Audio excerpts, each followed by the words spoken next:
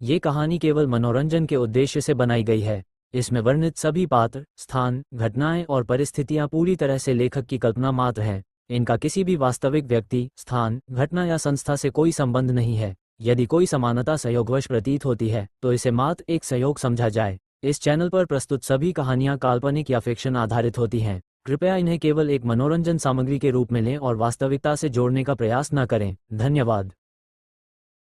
अध्याय 252। ईशा पटेल, मैं चाहता हूं कि तुम मुझे एक स्पष्टीकरण दो। एक क्रोधित बुजुर्ग, जिसकी उम्र 60 के आसपास थी, अंदर आया और जोर से ईशा पटेल से सवाल किया। यह बुजुर्ग कोई और नहीं बल्कि हैदराबाद टेक ग्रुप का महाप्रबंधक जगत फाली था।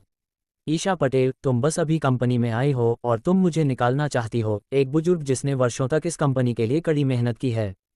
क्या तुम्हें इंसानियत की कोई परवाह नहीं है? जैसे ही वह आया, जगत फाली नैतिक ऊंचाई पर खड़ा हो गया और ईशा पटेल को डांटने लगा।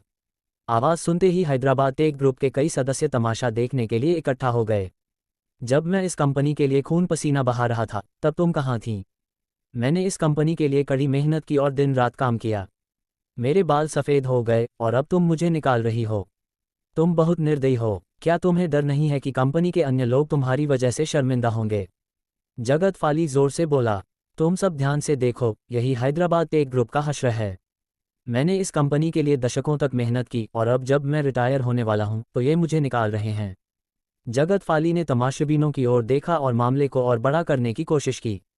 अगर यह सच में वही है जो महाप्रबंधक जगत कह रहे हैं तो यह वाकई दुखद है। ये तो एहसान फरामोशी हुई, बहुत दुख की बात है।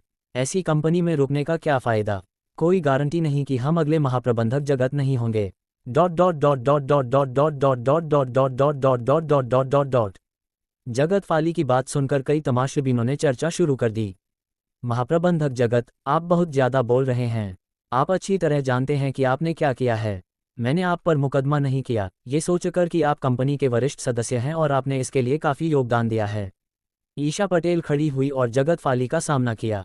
मैंने क्या किया? जगत फाली किसी भी हाल में हार मानने को तैयार नहीं था।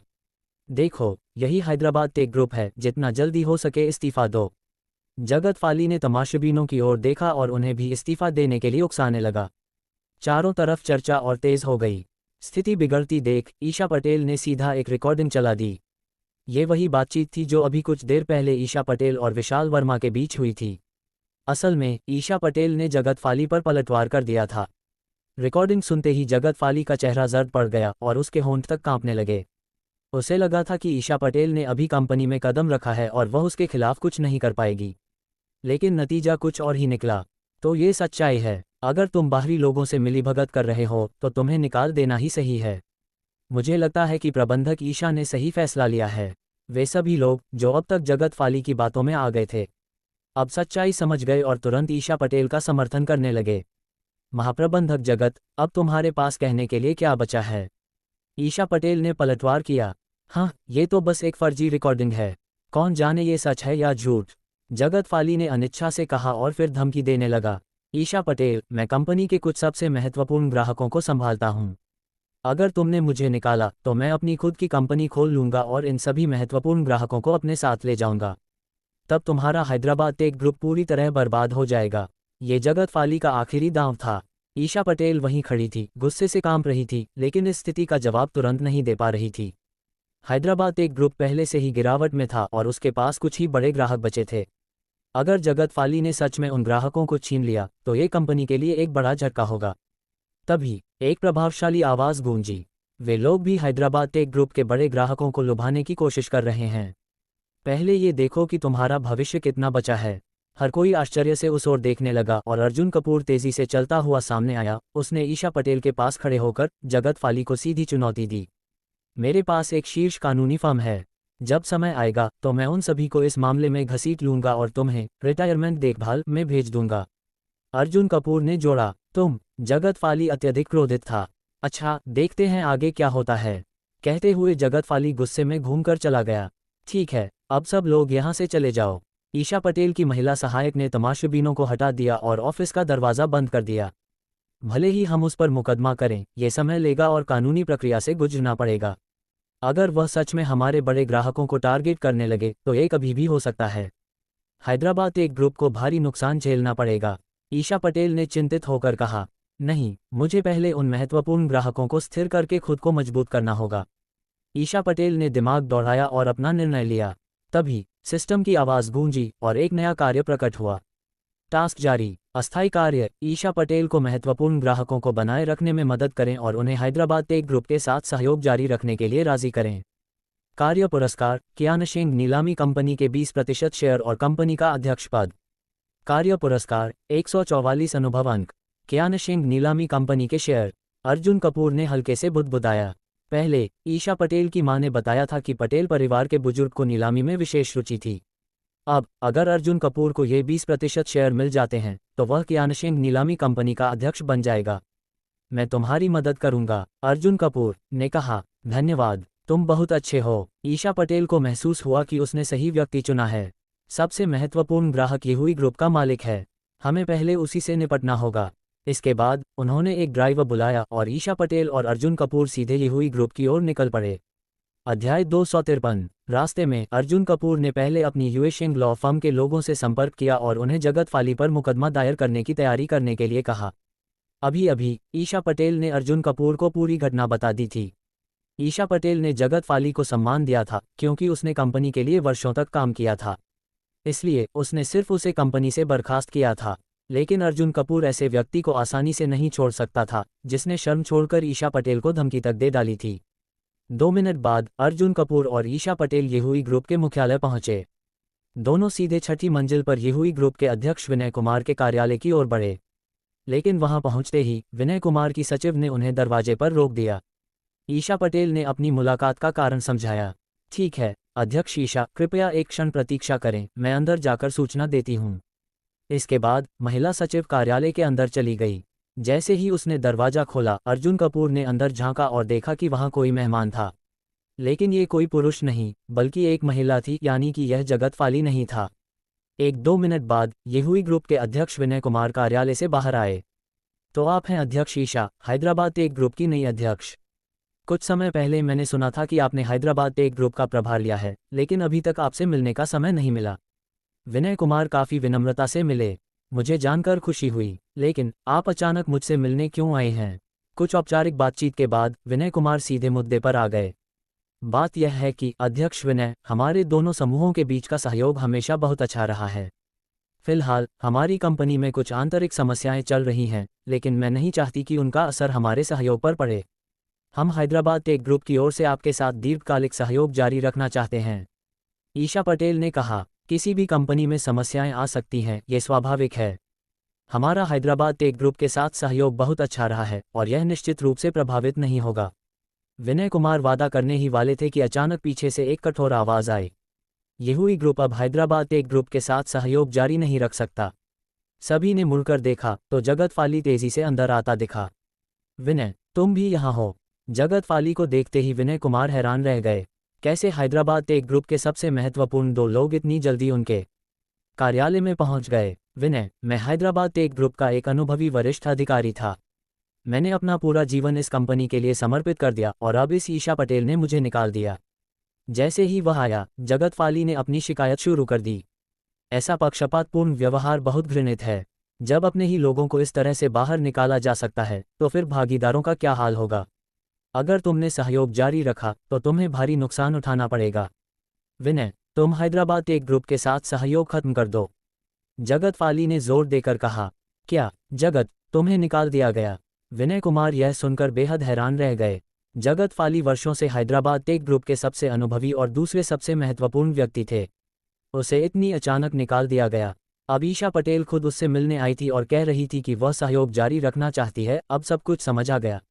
अध्यक्ष विनय, जगत फाली को इसलिए बर्खास्त किया गया क्योंकि ईशा पटेल ने समझाना चाहा, लेकिन जगत फाली ने फिर से उसे बीच में रोक दिया।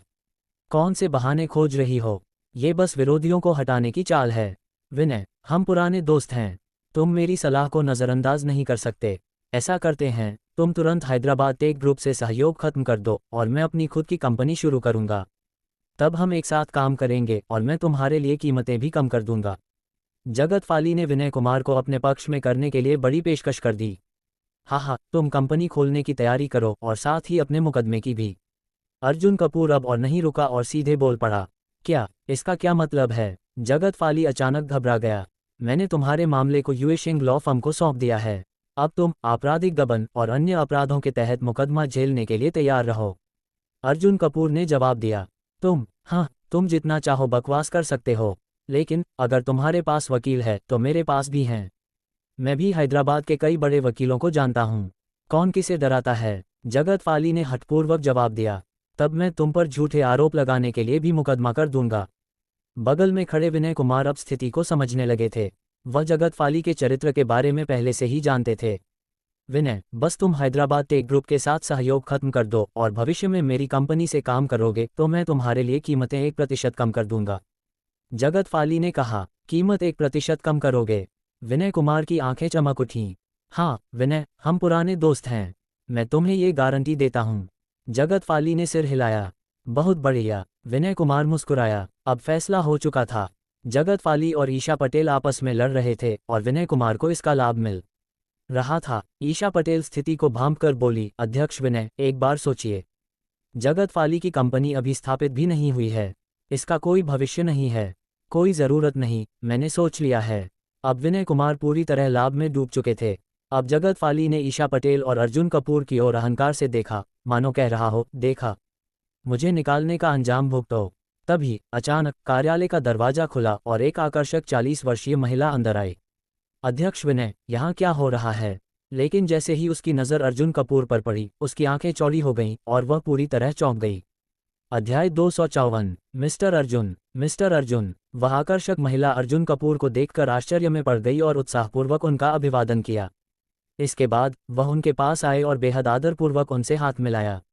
क्या ये दृश्य देखकर वहां मौजूद सभी लोग स्तब्ध रह गए। यह क्या हो रहा था? विशेष रूप से विनय चौहान अध्यक्ष, ये हुई ग्रुप जो पूरी तरह से चौंक गए थे। ये सही नहीं है। मैनेजर रेखा इतने सम्मान से ईशा पटेल के साथी से क्यों मिल रही हैं? ये देखकर जगत फाली भी चकित था। अर्जुन कपूर खुद भी थोड़ा भ्रमित थे। उन्होंने इस महिला को पहले कभी नहीं देखा था। ओह, मैं अपना परिचय देना भूल गई। नमस्ते मिस्टर अर्जुन, मैं रेखा मेहरा, रेयान ग्रुप की वरिष्ठ कार्यकारी हूँ। महिला ने खुद को परिचित कराया। असल में वह रेयान ग्रुप की शीर्ष अधिकारियों में से एक थी। मैंने अभी सुबह ही सुना कि मिस्टर अर्जुन ने रेयान ग्रुप के कुछ शेयर खरीद लिए हैं और अब वह कंपनी के सबसे बड़े शेयरधारक और अध्यक्ष बन गए हैं। रेखा मेहरा ने अत्यधिक सम्मानपूर्वक कहा। मैं कल ही आपसे मिलने की योजना बना रही थी, लेकिन मुझे यहाँ पहले ही आपसे मिलने का अवसर मिल गया। कृपया भविष्य में मेरा ध्यान रखें मिस्टर अर्जुन। मैं आपके हर निर्णय में पूरा सहयोग दूंगी। ये सुनकर विनय चौहान अचानक घबरा गए। ईशा पटेल का साथी असल में रेयान ग्रुप का अध्यक्ष और सबसे बड़ा शेयरधारक निकला। जिस व्यक्ति को उन्होंने नज़रअंदाज किया वही असली ताकतवर निकला। बगल में खड़ा जगत फाली भी पूरी तरह से स्तब्ध रह गया। ओह, तो आप मैनेजर रेखा हैं। नमस्ते। अब जब अर्जुन कपूर को उनकी पहचान का पता चला तो वह समझ गए कि महिला उनके प्रति इतनी विनम्र क्यों थी। नमस्ते मिस्टर अर्जुन। अब विनय चौहान भी उनके पास आए ताकि वह भी खुद को परिचित करवा सकें। मुझे अच्छा महसूस क्यों होगा जब कुछ लोग मेरी प्रेमिका की कंपनी के साथ सहयोग समाप्त कर रहे हैं, अर्जुन कपूर ने ठंडी आवाज में कहा। विनय चौहान पूरी तरह असहज हो गए। अब उन्हें एहसास हुआ कि मिस्टर अर्जुन ईशा पटेल के बॉयफ्रेंड हैं। ये सच में बड़ी समस्या बन गई थी। तुरंत विनय चौहान ने स्थिति को भांप लिया और अपना रुख बदलने का फैसला किया। किसने अध्यक्ष ईशा की कंपनी के साथ सहयोग समाप्त किया? मुझे इसकी कोई जानकारी नहीं है। अब उनकी आवाज़ पूरी तरह से बदल गई। अन्य कंपनियों का तो मुझे नहीं पता, लेकिन हमारी ये हुई ग्रुप हमेशा हैदराबाद टेक ग्रुप के साथ सहयोग जारी रखेगी। चूंकि अध्यक्ष ईशा यहाँ आए हैं तो चलिए हम तुरंत एक 3 वर्षीय अनुबंध पर हस्ताक्षर कर लेते हैं। जो कोई भी अनुबंध तोड़ेगा उसे कई गुना अधिक हर्जाना देना होगा। इस तरह विनय चौहान ने अपनी वफादारी साबित करने के लिए 3 साल का अनुबंध साइन कर दिया। बगल में खड़े जगत फाली पूरी तरह से निरुत्तर हो गए। विनय, यह क्या हुआ? हमने पहले कुछ और तय किया था। जगत फाली ने विरोध करने की कोशिश की, लेकिन विनय चौहान ने उसे सीधे ठुकरा दिया। कौन विनय? महाप्रबंधक जगत, कृपया कार्यस्थल पर मुझे मेरे पद से संबोधित करें, हम परिचित नहीं हैं। अपने पुराने दोस्त द्वारा ठुकराए जाने पर जगत फाली क्रोधित हो गए। बहुत अच्छे विनय चौहान, तुम बहुत बेदिल निकले। बस देखना, मैं हार नहीं मानूंगा। जगत फाली ने क्रोधित होकर ईशा पटेल और अर्जुन कपूर को देखा, खासकर अर्जुन कपूर को, जिससे वह और भी ज्यादा नफरत करने लगे। अगर अर्जुन कपूर नहीं होते तो विनय चौहान उनके साथ सहयोग के लिए तैयार हो जाते। मिस्टर अर्जुन, मिस्टर ईशा, क्या मैंने सही किया? विनय चौहान ने मुस्कुराते हुए पूछा। मिस्टर विनय, आप सच में बहुत समझदार व्यक्ति हैं, अर्जुन कपूर ने हल्की मुस्कान के साथ जवाब दिया। इसके बाद विनय चौहान और ईशा पटेल ने 3 साल का अनुबंध साइन कर लिया। अब बस 2 कंपनियां बची थीं। अर्जुन कपूर और ईशा पटेल जाने ही वाले थे कि विनय चौहान ने स्वयं प्रस्ताव दिया कि वह दूसरी कंपनी के मालिक को अच्छी तरह से जानते हैं। उन्होंने सीधे फ़ोन करके समझाया और उस कंपनी ने भी तुरंत ईशा पटेल के साथ नया अनुबंध साइन करने के लिए सहमति दे दी। अब केवल बेसन कंपनी लिमिटेड नामक एक ही ग्राहक बचा था। हमें अब बस बेसन कंपनी लिमिटेड से निपटना है। लेकिन तभी अर्जुन कपूर हल्के से हंसे और बोले, रुको, बेसन कंपनी लिमिटेड? वहां जाने की कोई ज़रूरत नहीं, मैं खुद ही इस मामले को देख लूँगा। इसके बाद अर्जुन कपूर ने बस एक फ़ोन किया, कुछ शब्द कहे और फिर फ़ोन काट दिया। मामला हल हो गया। बेसन कंपनी लिमिटेड निश्चित रूप से हैदराबाद टेक ग्रुप के साथ सहयोग जारी रखेगी, मैं इसकी गारंटी देता हूँ। अर्जुन कपूर ने ईशा पटेल को देखा। क्या? ईशा पटेल दंग रह गईं। वह अर्जुन कपूर पर पूरी तरह विश्वास करती थीं, लेकिन वह ये जानने के लिए उत्सुक थीं कि उन्होंने ये कैसे किया। ईशा, तुम नहीं जानती, लेकिन बेसन कंपनी लिमिटेड के मालिक का बेटा मेरी वायुपुंज सुपरकार एसोसिएशन का सदस्य है और वह मेरी बहुत इज्जत करता है, अर्जुन कपूर ने सहजता से उत्तर दिया। इस तरह जगत फाली द्वारा लाई गई सभी समस्याएं समाप्त हो गईं। ईशा पटेल ने राहत की सांस ली और खुशी से अर्जुन कपूर को गाल पर चूमा। अब सारे संकट समाप्त हो चुके थे। शाम को अर्जुन कपूर और ईशा पटेल डिनर के लिए निकलने ही वाले थे कि ईशा को एक चौंकाने वाला कॉल आया। इसके बाद वह तुरंत अर्जुन कपूर को लेकर हैदराबाद एयरपोर्ट की ओर निकल पड़ी। अध्याय 255। अर्जुन कपूर शुरुआत में थोड़ा हैरान हुए, क्या हुआ, लेकिन जैसे ही उन्होंने ईशा पटेल के फ़ोन पर आखिरी कॉल का नाम देखा, जो दिया पटेल का था, तो उन्हें सब समझ आ गया। दिया पटेल हैदराबाद आ गई थी।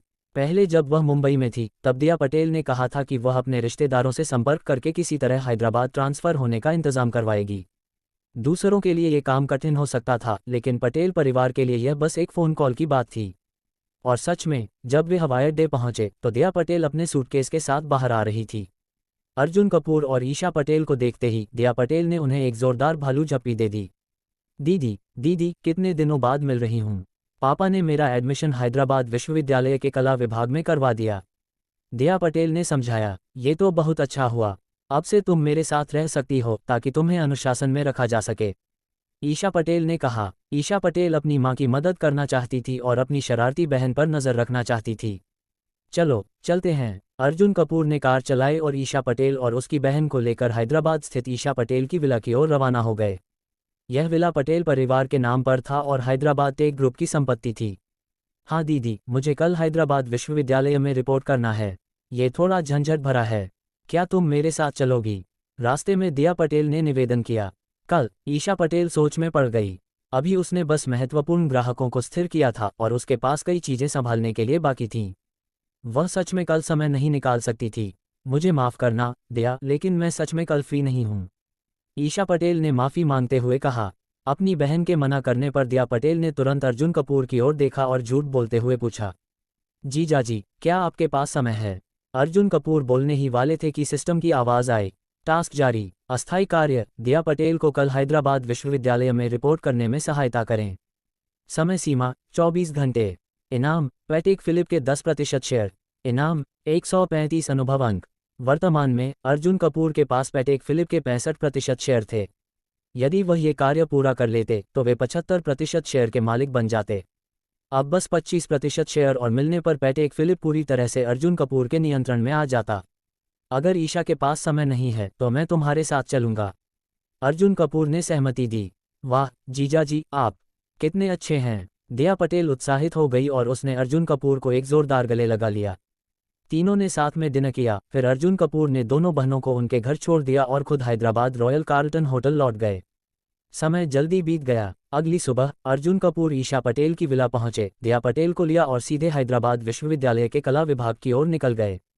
जैसे ही उन्होंने कार पार्क की और एडमिशन की प्रक्रिया पूरी करने के लिए बढ़े, अचानक दूसरी सड़क पर कुछ 18-19 साल की लड़कियों का एक समूह वहां से गुजरा। उनमें से सबसे लंबी लड़की ने अर्जुन कपूर को देखा और चौंक गई। तुम? उसने अर्जुन कपूर को घृणा भरी नज़रों से देखा। तुम कौन हो? दिया पटेल ने सीधे पूछा। मैं रेड्डी परिवार की यामिनी रेड्डी हूँ। लंबी लड़की आगे बढ़ी और अर्जुन कपूर को तिरस्कारपूर्ण नज़रों से देखा। क्या बेशर्म आदमी हो तुम? मेरी कजिन तुमसे शादी करना चाहती थी और तुमने उसे मना कर दिया। पता नहीं तुम्हारे दिमाग में क्या चल रहा था। यामिनी रेड्डी का प्रिया रेड्डी से बहुत अच्छा रिश्ता था। वह रेड्डी परिवार की सीधी वंशज थी और खुद को एक कुलीन परिवार का हिस्सा मानती थी। जब उसे पता चला कि प्रिया रेड्डी की शादी अर्जुन कपूर से तय हुई थी तो उसे लगा कि अर्जुन कपूर बहुत भाग्यशाली है। लेकिन बाद में जब उसने सुना कि अर्जुन कपूर ने शादी से इनकार कर दिया और यहाँ तक कि रेड्डी परिवार को नष्ट करने की धमकी दी तो वह उससे नफरत करने लगी। बेशर्म आदमी, असली बेशर्मी तो तुम्हारे रेड्डी परिवार में है, दिया पटेल ने तुरंत जवाब दिया। शादी से पहले गर्भवती होना तुम्हारे परिवार में ये परंपरा है क्या? दिया पटेल ने व्यंग्य किया। उसे कपूर परिवार, उसकी बहन ईशा पटेल और रेड्डी परिवार की पूरी कहानी पता थी। इसलिए जब उसने अपने पिता से हैदराबाद विश्वविद्यालय में ट्रांसफ़र की बात की थी तो उसने उनसे पूछा था कि क्या वह इस मामले में दखल दे सकते हैं। लेकिन उसके पिता ने कहा कि वह इस बारे में जानते हैं और दिया पटेल को इस मामले में चिंता करने की ज़रूरत नहीं है। उन्होंने ये भी कहा कि वह तारांकन जल्द ही हैदराबाद आएंगे और अर्जुन कपूर से व्यक्तिगत रूप से मिलेंगे। दिया पटेल ने सीधे यामिनी रेड्डी की सबसे बड़ी कमजोरी पर वार किया, जिससे वह गुस्से से कांपने लगी। तुम भी अपनी कजिन की तरह शादी से पहले प्रेग्नेंट होना चाहती हो? दिया पटेल ने फिर से तंज कसा। अब यामिनी रेड्डी पूरी तरह से गुस्से में आ गई और उसका चेहरा लाल हो गया। चलो दीदी, ऐसे लोगों पर ध्यान मत दो। इसके बाद दिया पटेल ने अर्जुन कपूर का हाथ पकड़ा और वहां से निकल गई और पीछे रह गई यामिनी रेड्डी, जो गुस्से से कांप रही थी। एडमिशन प्रक्रिया पूरी करते समय दिया पटेल ने अचानक कहा, ओह जीजा जी, मैं कल एक बहुत महत्वपूर्ण बात बताना भूल गई। वह अर्जुन कपूर के पास आए और धीरे से बोली, क्या हुआ? अर्जुन कपूर ने पूछा। पहले वादा करो कि तुम इसे गुप्त रखोगे और ऐसे दिखाओगे जैसे तुम्हें कुछ नहीं पता। दिया पटेल ने कहा, ठीक है, वादा करता हूँ। अर्जुन कपूर ने सिर हिलाया। मेरी माँ जल्द ही हैदराबाद आ रही हैं और तुमसे मिलेंगी। अर्जुन कपूर अब गंभीर हो गए। ईशा पटेल और उसकी माँ से सुनकर वह पहले से जानता था कि उसका भविष्य का ससुर आसानी से निपटने वाला नहीं था। अब वह उससे मिलने आ रहे थे, यह अच्छी बात थी या बुरी? दीदी, मैं तुम्हारा बहुत बड़ा एहसान कर रही हूँ जो तुम्हें इतनी महत्वपूर्ण बात बता रही हूँ। अगर मैं बाद में तुमसे कोई काम कहूँ या तुम्हारे घर खाने के लिए आऊँ तो मना मत करना। दिया पटेल ने मुस्कुराते हुए कहा। वह हमेशा से अपनी बहन के हाथ के बने खाने के बारे में सोचती रहती थी। बिल्कुल मना नहीं करूँगा, जो भी खाना चाहोगी बता देना, और अगर कोई नई खबर हो तो मुझे ज़रूर बताना। अर्जुन कपूर ने तुरंत उसकी इस सौदेबाजी को स्वादिष्ट खाने से घूस देकर पक्का कर लिया। लग रहा था कि उसके भविष्य के ससुर दिया पटेल को बहुत ज्यादा लाड़ प्यार देते थे और दिया पटेल भी उतनी ही श्रद्धालु थी। अगर अर्जुन कपूर उसे खुश रखता तो कोई भी नई जानकारी उसे सबसे पहले मिल जाती। पक्का वादा। अर्जुन कपूर की बात सुनकर दिया पटेल हंस पड़ी और तुरंत ही अपने परिवार की गुप्त जानकारी बेच दी। इस तरह दोनों पक्षों के बीच ये समझौता आसानी से तय हो गया। इसके बाद दिया पटेल की सारी औपचारिकताएं पूरी हो गईं। उसे एक कक्षा, एक छात्रावास और एक रूम असाइन कर दिया गया। हालांकि दिया पटेल आमतौर पर छात्रावास में नहीं रहती थी और सिर्फ दोपहर के विश्राम के समय वहां कुछ समय बिताती थी। इसके बाद अर्जुन कपूर ने दिया पटेल का सामान उठाया और उसे छात्रावास भवन नंबर 2 तक पहुंचाने लगा। लेकिन जैसे ही दोनों छात्रावास भवन नंबर 2 के सामने पहुंचे, अचानक एक बड़ा हादसा हो गया। अध्याय 256। मैंने अभी देखा कि यामिनी रेड्डी लड़कियों के एक समूह का नेतृत्व कर रही थी जो छात्रावास भवन नंबर 2 के रास्ते को रोक रही थी। चूंकि वह रेड्डी परिवार की सीधी वंशज थी और हैदराबाद विश्वविद्यालय के कला विभाग छात्र संघ की उपाध्यक्ष थी, इसलिए यामिनी रेड्डी की कला विभाग में कुछ पकड़ थी। इतनी आसानी से अंदर आना संभव नहीं है।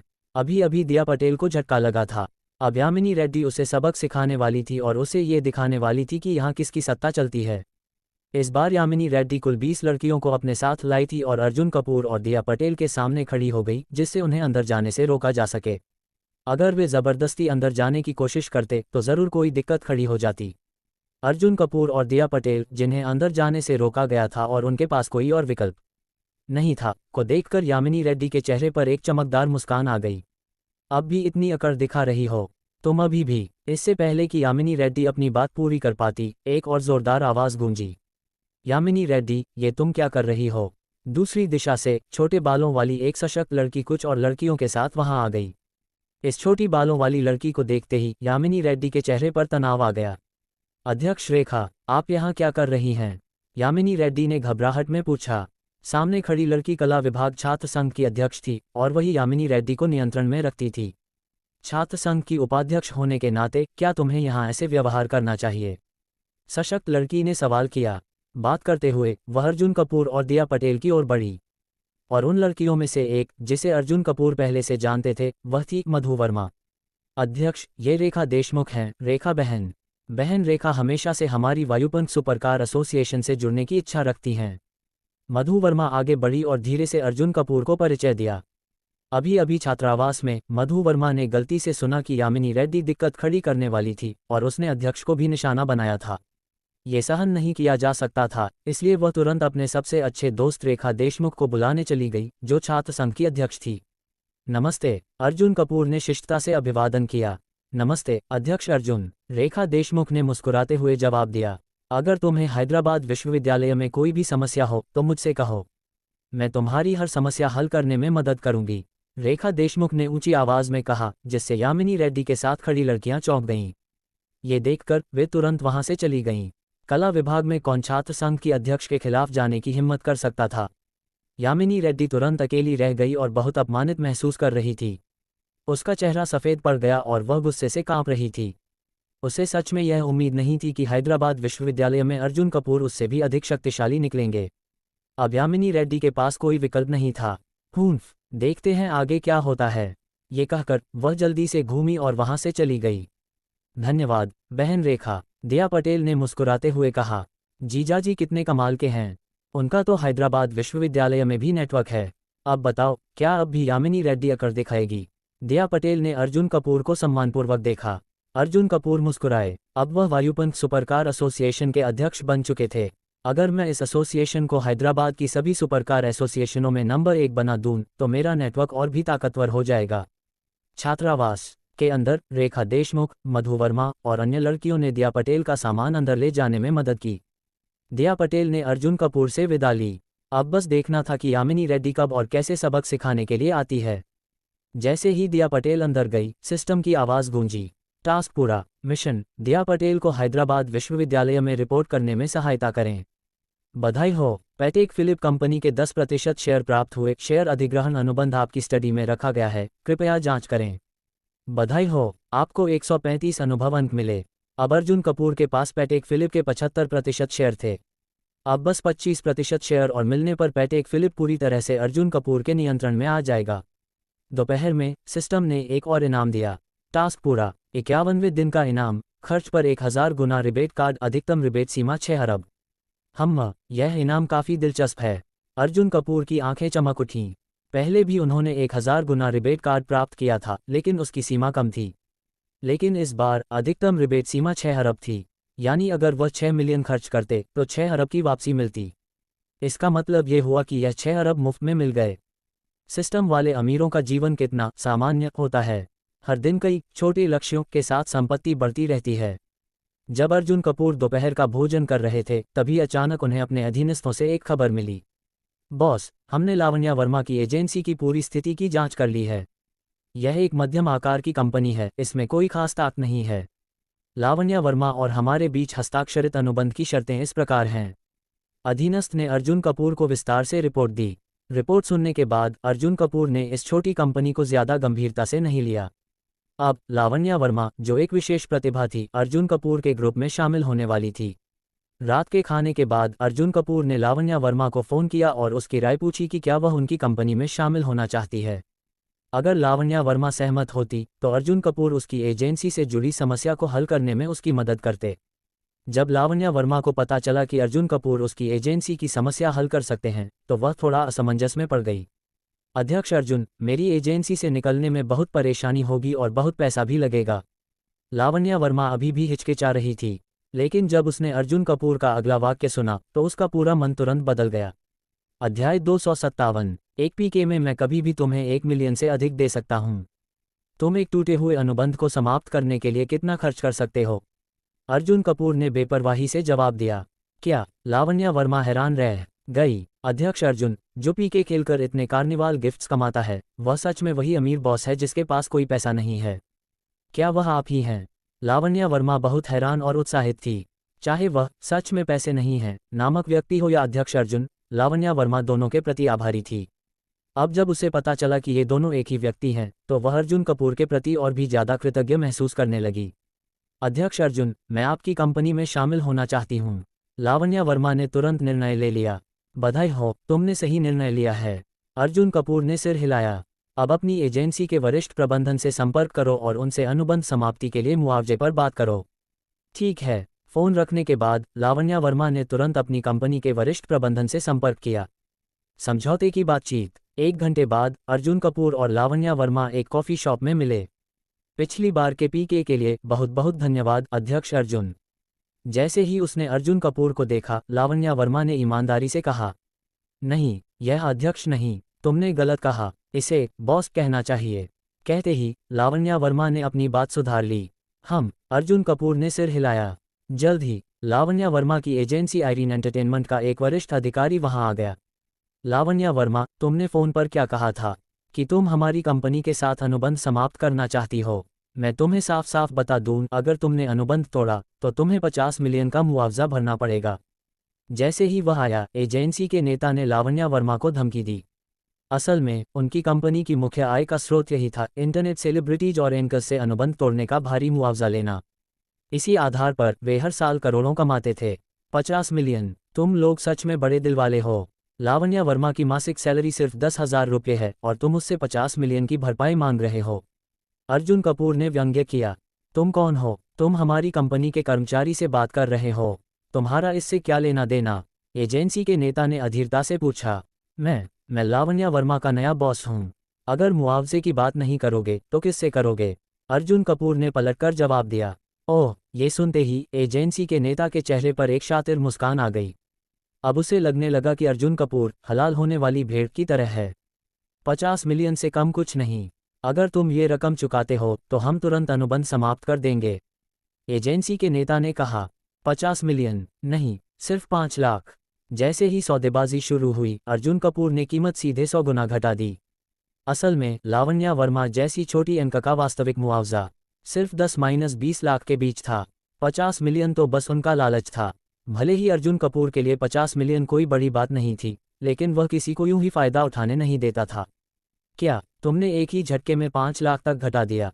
एजेंसी के नेता ने विरोध किया, लेकिन उसने बैठक छोड़ने की कोशिश नहीं की। ये देखकर अर्जुन कपूर समझ गए कि उनकी सौदेबाजी सही दिशा में थी। अगर वाकई 50 मिलियन की मांग जायज़ होती तो इतनी बड़ी कटौती से एजेंसी का नेता अपमानित महसूस करता और तुरंत उठकर चला जाता। लेकिन अब वह अभी भी बैठा था, जिसका मतलब था कि उसकी वास्तविक उम्मीदें 50 मिलियन से कहीं कम थीं। ठीक है, तो 6 लाख कर देते हैं, अर्जुन कपूर ने हल्की मुस्कान के साथ कहा। नहीं, बहुत कम है। 20 मिलियन, एजेंसी के नेता ने भी थोड़ा झुकते हुए जवाब दिया। अगर पैसा नहीं दोगे तो बात करने की जरूरत ही नहीं। भले ही लावण्या वर्मा यहाँ रहे और हमें नुकसान हो, फिर भी हम उसे नहीं जाने देंगे। एजेंसी के नेता ने धमकी दी। 20 मिलियन, हमारी कंपनी तो किसी आम स्टार को भी इतनी रकम में नहीं भर्ती करती। अगर तुम बात नहीं करना चाहते तो मैं पेशेवरों को बुलाता हूँ। ये कहते हुए अर्जुन कपूर ने ताली बजाई। ताली ताली ताली। पास की टेबल पर बैठे 2 व्यक्ति उठे और तेजी से चले आए। नमस्ते boss. Way Shreejaya film and television group के कानूनी विभाग से थे और अक्सर इसी तरह के मामलों को संभालते थे। जैसे ही वे आए, उन्होंने एजेंसी के नेता को कानूनी दृष्टिकोण से घेर लिया, जिससे वह घबरा गया। तुम लोग कौन हो? इतने पेशेवर कैसे हो? एजेंसी के नेता ने हड़बड़ाते हुए पूछा। हम Shreejaya film and television group के कानूनी प्रतिनिधि हैं। क्या Shreejaya film and television group देश की शीर्ष 10 फिल्म और टेलीविज़न कंपनियों में से एक? ये सुनते ही एजेंसी के नेता घबरा गया। अगर तुम लोग इतनी बड़ी कंपनी से हो और तुमने अभी उसे बॉस कहा, तो क्या? एजेंसी के नेता ने अनुमान लगाते ही चौंक कर खड़े हो गए। क्या तुम सच में Shreejaya film and television group के मालिक हो? एजेंसी के नेता ने डरते हुए पूछा। क्या ये झूठ हो सकता है? अर्जुन कपूर ने मुस्कुराते हुए उत्तर दिया। मुझे माफ़ कर दीजिए बॉस, मैंने आपसे इतना पैसा मांगने की हिम्मत कैसे की? एजेंसी के नेता ने तुरंत माफ़ी मांगी। ठीक है, बाजार दर के अनुसार 1 मिलियन दे दो और सौदा पक्का। ठीक है, अर्जुन कपूर ने सहमति दी। फिर उन्होंने अपनी चेकबुक निकाली और अचानक उन्हें याद आया कि उन्होंने अभी अभी 1000 गुना रिबेट कार्ड जीता था। 1 मिलियन खर्च करके 1 अरब वापस मिलेगा। ये सोचकर अर्जुन कपूर तुरंत सिस्टम में लॉग इन हो गए। अध्याय 258। जल्द ही अर्जुन कपूर ने डबल रिबेट कार्ड ढूंढा और उसे सक्रिय किया। सिस्टम सूचना। क्या आप डबल रिबेट कार्ड को सक्रिय करना चाहते हैं? हाँ, अर्जुन कपूर ने बिना किसी झिझक के हाँ चुन लिया। डबल रिबेट कार्ड सक्रिय हो चुका है। रिबेट राशि 6 बिलियन। इसके बाद अर्जुन कपूर ने अपना फ़ोन चालू किया और सीधे दूसरी कंपनी के खाते में पैसे ट्रांसफ़र कर दिए। डबल रिबेट कार्ड सक्रिय, खर्च 1 मिलियन, रिबेट 1 बिलियन। सिस्टम ने तुरंत संदेश भेजा और कुछ ही क्षणों में 1 अरब की रकम अर्जुन कपूर के बैंक खाते में आ गई। लखनऊ के चौधरी परिवार का हाल। वैसे क्या तुम्हें पता है कि लखनऊ के चौधरी परिवार की क्या स्थिति है? अपने खाते में 1 अरब देखते ही अर्जुन कपूर को अचानक लखनऊ चौधरी परिवार की याद आ गई। पिछले कुछ दिनों से अर्जुन कपूर अपनी ही योजनाओं में व्यस्त थे और उन्होंने लखनऊ चौधरी परिवार पर ध्यान नहीं दिया था। उनका और लखनऊ चौधरी परिवार का समझौता ये था कि अगर वह चौधरी परिवार की मुख्य शाखा को फिर से परिवार का मुखिया बनने में मदद करेंगे तो बदले में उन्हें कुछ अरब रुपये की पूंजी मिलेगी। पूंजी हमेशा संपत्ति से अधिक मूल्यवान होती है। अब उन्हें लखनऊ चौधरी परिवार के उत्तराधिकारी से संपर्क करना था। समझौता पूरा। बॉस अर्जुन, मुझे पैसे मिल गए हैं। आपसे काम करना बहुत अच्छा रहा। पैसे प्राप्त होते ही एजेंसी के नेता खड़ा हुआ। अर्जुन कपूर ने उसे हल्का सा सिर हिलाकर विदा किया। अलविदा बॉस अर्जुन। लावण्या वर्मा ने अपने पुराने एजेंसी मैनेजर को जाते देखा और राहत की सांस ली। अब परेशानी पूरी तरह खत्म हो गई थी। धन्यवाद बॉस। लावण्या वर्मा ने खड़े होकर अर्जुन कपूर को झुककर धन्यवाद दिया। अब जब तुम्हारी पुरानी कंपनी की समस्या हल हो गई है तो अब हमें अनुबंध पर हस्ताक्षर करना चाहिए। ये कहते हुए अर्जुन कपूर ने Shreejaya film and television group के कानूनी प्रतिनिधि की ओर देखा। उन्होंने 2 अनुबंध टेबल पर रखे। जैसा कि पहले तय हुआ था, हम तुम्हें वार्षिक वेतन 10 लाख रुपये देंगे। तुम Shreejaya film and television group की अनुबंधित कलाकार बनोगी। अर्जुन कपूर ने आगे कहा, ये 10 लाख रुपये की सैलरी सिर्फ एक शुरुआत है। अगर तुम अच्छा प्रदर्शन करती हो, तुम्हारे गाने हिट होते हैं या तुम एक बड़ी गायिका बनती हो तो तुम्हारी कमाई निश्चित रूप से बढ़ेगी। तुम्हें इस बात को ध्यान में रखना होगा।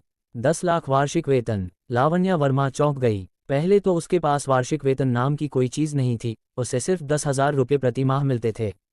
और अब अर्जुन कपूर ने उसे सीधे 10 लाख का वार्षिक वेतन दे दिया। यही अंतिम निर्णय है। अब से बस कंपनी के नियमों का पालन करो, मेरी योजनाओं के अनुसार काम करो और इस वेतन के योग्य बनो। अर्जुन कपूर ने दृढ़ता से कहा।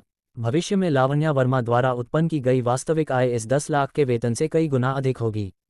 धन्यवाद बॉस, आपके विश्वास के लिए। मैं मेहनत से काम करूंगी और आपको कभी निराश नहीं करूंगी। लावण्या वर्मा बेहद कृतज्ञ महसूस कर रही थी। सीखने का समय। बॉस, अब मुझे क्या करना होगा? लावण्या वर्मा नई चुनौती के लिए तैयार थी। जो करना है पहले सीखो, अर्जुन कपूर ने उत्तर दिया। सीखना। लावण्या वर्मा को यह सुनकर थोड़ी हैरानी हुई। उसे लगा था कि आते ही उसे कठिन कार्य सौंपे जाएंगे, लेकिन अर्जुन कपूर ने उसे पहले सीखने के लिए कहा। हाँ, तुम्हारी आवाज़ बहुत अच्छी है, लेकिन तुम्हारी गायकी औसत से बस थोड़ी ही बेहतर है।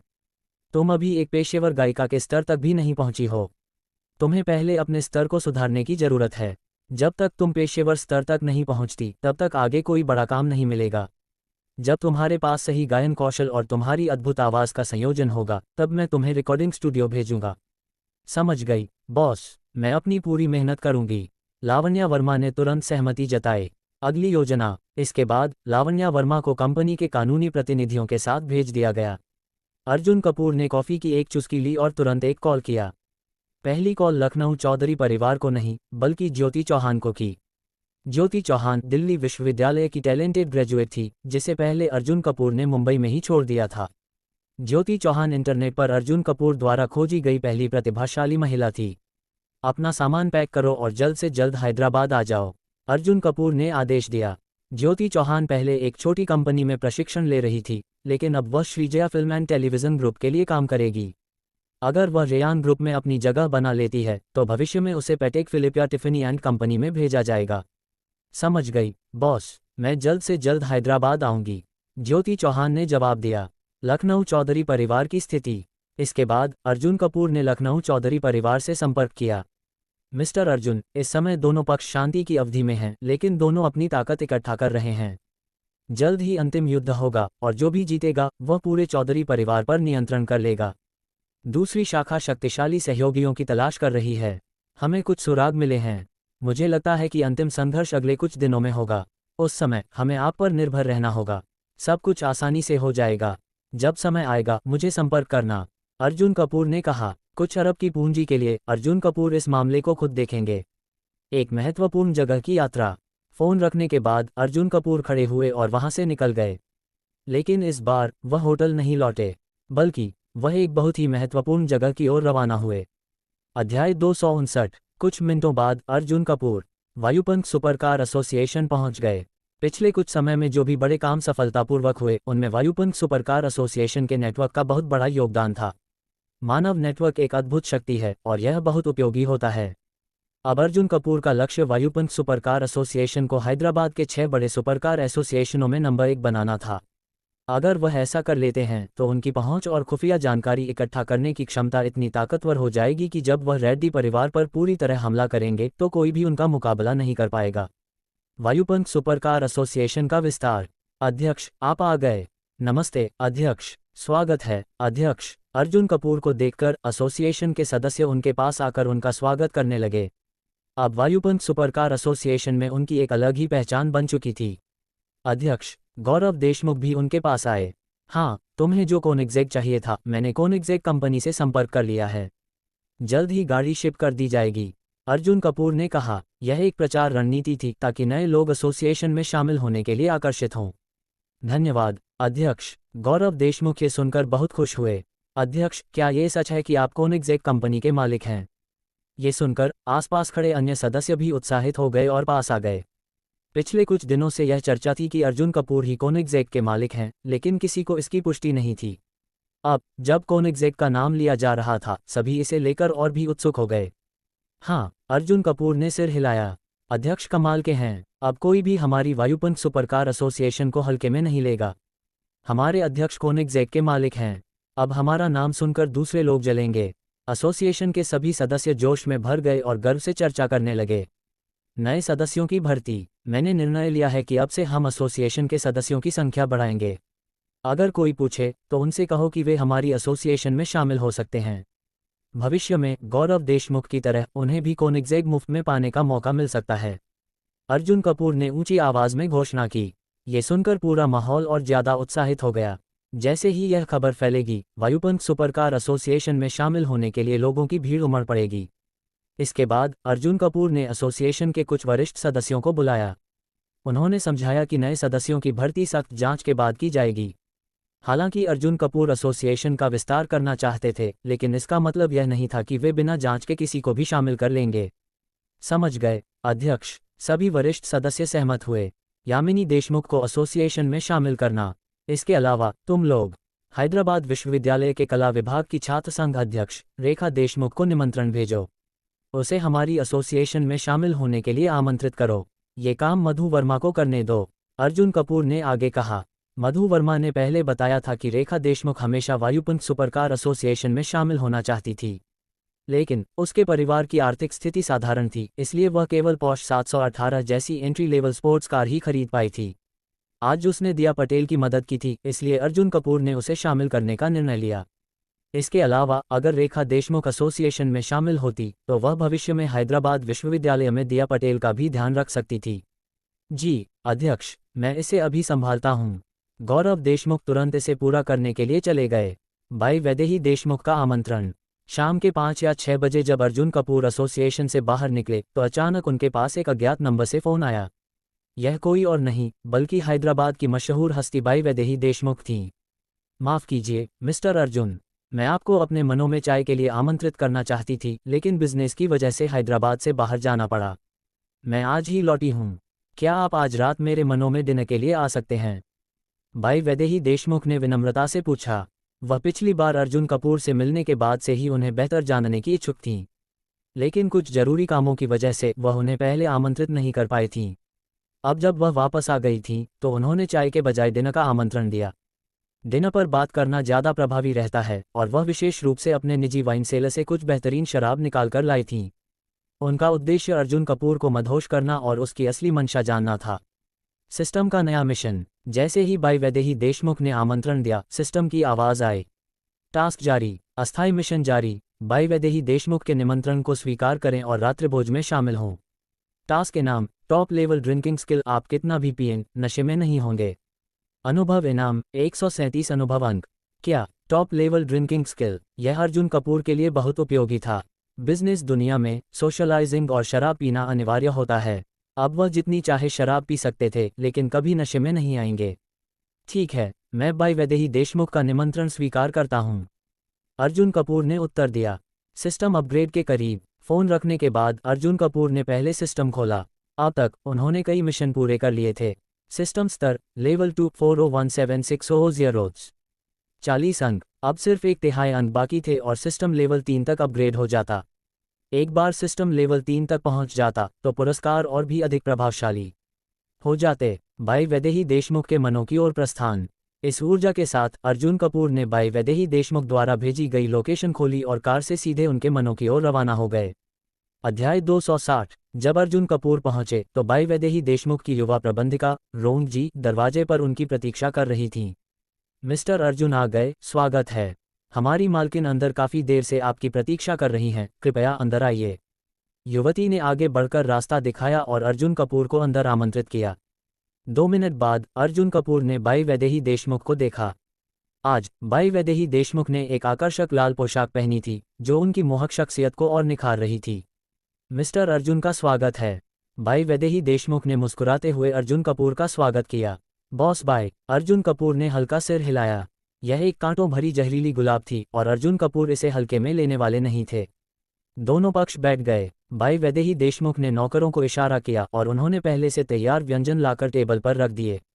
शराब पीने की परीक्षा। मुझे नहीं पता कि मिस्टर अर्जुन कितनी शराब पी सकते हैं, भाई वैदेही देशमुख ने अचानक पूछा।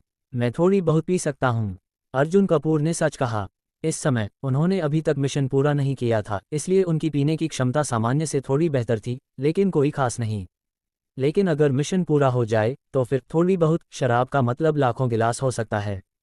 क्या संयोग है, मैंने हाल ही में कुछ बेहतरीन शराब मंगवाई है मिस्टर अर्जुन, क्यों न हम इसे साथ मिलकर चखें, भाई वैदेही देशमुख ने कहा और एक तरफ से लाखों रुपये की कीमत वाली 2 बोतलें उठाकर लाईं। उन्होंने खुद अर्जुन कपूर के लिए शराब डाली। सबसे पहले मिस्टर अर्जुन का हैदराबाद में स्वागत है। भाई वैदेही देशमुख ने शराब का गिलास उठाया। धन्यवाद। अर्जुन कपूर ने भी गिलास उठाया। जैसे ही अर्जुन कपूर ने गिलास उठाया, सिस्टम की आवाज़ गूंजी। सिस्टम मिशन पूरा हुआ। डिंग। भाई वैदेही देशमुख के निमंत्रण को स्वीकार करें और रात्रिभोज में शामिल हो। मिशन पूरा हुआ। पुरस्कार, शीर्ष स्तर की शराब पीने की क्षमता, 1000 गिलास पीने के बाद भी नशा नहीं होगा। अनुभव पुरस्कार, 137 अनुभव अंक। मदहोश करने की चाल उल्टी पड़ गई। अचानक अर्जुन कपूर के शरीर में जबरदस्त बदलाव आया। कुछ सेकंड के भीतर उनकी शराब पीने की क्षमता सर्वोच्च स्तर पर पहुंच गई और अब शराब पीना उनके लिए पानी पीने जैसा हो गया। भाई वैदेही देशमुख ने शराब का पूरा गिलास खत्म किया और अर्जुन कपूर की ओर देखा। अर्जुन कपूर ने भी बिना झिझक पूरा गिलास पी लिया। मिस्टर अर्जुन की क्षमता बहुत अधिक है। भाई वैदेही देशमुख मुस्कुराए। उन्हें लगा कि अर्जुन कपूर धीरे धीरे उनके जाल में फंस रहे हैं। अगर वह ज्यादा पी लेंगे तो वह जो भी पूछेंगी उसका उत्तर मिल जाएगा। लेकिन उन्हें क्या पता था कि असली जाल में वह खुद फंसने वाली थीं। एक के बाद एक शराब की बोतलें खत्म होती गईं। अर्जुन कपूर ने खुद पहल करके शराब डाली। पिछली बार आपकी टीम ने हमारी मदद की, उसके लिए धन्यवाद। ये कहते हुए अर्जुन कपूर ने एक ही घूंट में पूरा गिलास खत्म कर दिया। मिस्टर अर्जुन बहुत विनम्र हैं। भाई वैदेही देशमुख ने भी गिलास उठाया और पूरा पी गईं। उन्होंने सोचा था कि धीरे धीरे अर्जुन कपूर को मदहोश करेंगी, लेकिन वह तो खुद इस जाल में फंस गईं। कुछ ही देर में पहली बोतल खत्म हो गई। अर्जुन कपूर के चेहरे पर कोई बदलाव नहीं आया, जैसे उन्होंने कुछ भी न पिया हो। लेकिन भाई वैदेही देशमुख का चेहरा लाल पड़ने लगा था। तीसरी बोतल खत्म होते ही भाई वैदेही देशमुख पूरी तरह नशे में आ गईं। अर्जुन कपूर वहीं आराम से खाना खा रहे थे। भाई वैदेही देशमुख ने खुद अपनी साजिश उजागर कर दी। मिस्टर अर्जुन सच में बहुत ज़बरदस्त शराब पीने वाले हैं। मैंने सोचा था कि मैं मिस्टर अर्जुन को मदहोश कर दूंगी, उनसे कुछ राज उगलवा लूंगी और परख लूंगी, पर मैं खुद पहले ही नशे में आ गई। भाई वैदेही देशमुख नशे में लड़खड़ाते हुए बोलीं। अर्जुन कपूर यह सुनकर हंसी रोक नहीं पाए। शराब पीकर ज्यादा बोलना सही नहीं होता। अब भाई वैदेही देशमुख को सच्चाई उगलवाने का सही समय था। अहम सवाल, भाई साहब आपने मुझे इतनी अहमियत क्यों दी? इसका कोई कारण या मकसद है? अर्जुन कपूर ने सीधे मुद्दे पर वार किया। मिस्टर अर्जुन, भाई वैदेही देशमुख ने मुस्कुराते हुए जवाब दिया। चूंकि आप पूछ ही रहे हैं तो मैं सब कुछ बता देती हूँ। मेरी पहुंच बहुत बड़ी है और मेरे पास बहुत सारे लोग हैं। उनके वेतन और अन्य खर्चों के लिए बहुत पैसा चाहिए। इसके अलावा हमें मुंबई में अपनी शक्ति बढ़ाने के लिए और भी ज़्यादा पूंजी चाहिए। इसलिए मैं एक ऐसे सहयोगी की तलाश में थी जिसके पास मजबूत वित्तीय संसाधन हों। मुझे पता चला कि मिस्टर अर्जुन आप पैटेक फिलिप के मालिक हैं। इसलिए मैंने सोचा कि पहले आपको परखूं कि क्या आप मेरे सहयोगी बनने के योग्य हैं। एक शक्तिशाली गठबंधन बनने की संभावना। अर्जुन कपूर की आंखें चमक उठीं। यह एक बेहतरीन अवसर था। उनके पास असीमित वित्तीय संसाधन थे। लेकिन अभी तक वह हैदराबाद में नए थे और उन्हें यहाँ ज़रूरी नेटवर्क की कमी थी। दूसरी ओर भाई वैदेही देशमुख का नेटवर्क पूरे हैदराबाद और मुंबई में फैला था, लेकिन उन्हें वित्तीय शक्ति की आवश्यकता थी। अगर यह साझेदारी बनती है तो ये दोनों के लिए फायदेमंद होगी, शक्ति और धन का सही संतुलन। लेकिन सवाल ये था कि क्या भाई वैदेही देशमुख भरोसेमंद थीं? क्या वह चालाक और विश्वासघाती इंसान थीं? ये जानने के लिए अर्जुन कपूर ने उनसे एक और बहुत ही महत्वपूर्ण सवाल पूछा।